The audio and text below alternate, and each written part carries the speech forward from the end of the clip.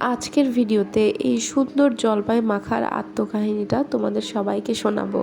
Hello everyone, আসসালামু আলাইকুম। কেমন আছো সবাই? আশা করছি সবাই ভালো আছো। আমিও আল্লাহর রহমতে অনেক ভালো আছি। সো শুরুতে দেখতেই পাচ্ছ যে আমরা কত কষ্টসাধ্য একটা জায়গা থেকে এই জলপাইগুলো কালেক্ট করেছি। আমাদের বাড়ির পিছনে, একদম পিছনের জায়গায় এই গাছটা ছিল। তো আমরা সবাই মিলে চলে গিয়েছিলাম সেখানে গিয়ে জলপাইগুলো পেরেছিলাম। অনেকদিন পর সবার সাথে দেখা হয়ে কি যে ভালো লাগছিল। আর এখানে দেখো বড় মানুষ হয়ে কিভাবে ছোট বাচ্চাদের কান্না করাতে হয়। এইভাবে ছোট বাচ্চাদের কান্না করাতে খুব ভালো লাগে, তাই না? ওরা দুইজন এই জলপাইগুলো নেয়ার জন্য লিটারেলি মারামারি শুরু করে দিয়েছিল। যাই হোক, আমি মজা করছিলাম ওদের সাথে। পরে অবশ্য ওদেরকে দিয়েছি সবকিছু।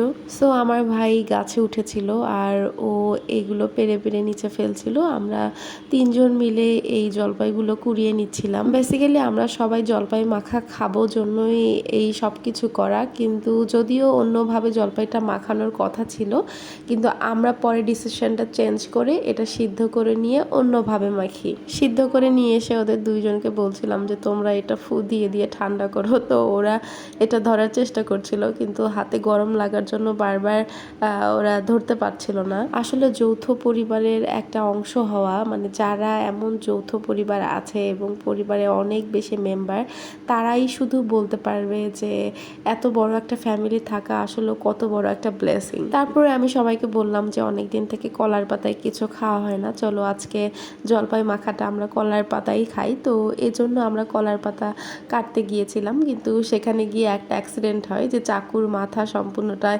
পড়ে যায় ধানের জমির মধ্যে। ফাইনালি আমরা পাতাটা কেটে নিয়ে এসে সুন্দর করে কেটে নেই এবং এটা ধোয়ার জন্য রেডি করে নিই। আমি পরে গিয়ে ধুয়ে পরিষ্কার করে জলপাইগুলো এই পাতাটাতে মাখি। আমার দাদু বাড়িতে যখন সব মানুষগুলো আমরা একসাথে হই, তখন আমাদের বাড়িতে মিনিমাম 40 জন বা 35 জন মিনিমাম মানুষ হয়। আর মনে হয় সব কিছু মিলে একটা বিয়ে বাড়ি আমরা যখন সবাই একসাথে হই।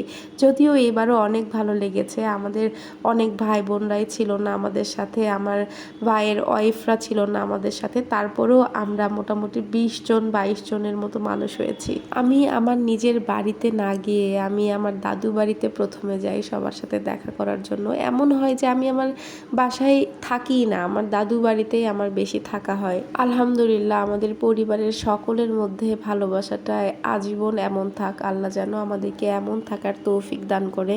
তোমরা সবাই দোয়া করো আমাদের পরিবারের জন্য, আমরা যেন আস্তে আস্তে আরও 40 থেকে 50-60 জনের একটা সদস্যের পরিবার হতে পারি। আজকের ভিডিওটা এই পর্যন্তই। সবাই ভালো থেকো। আল্লাহ হাফেজ।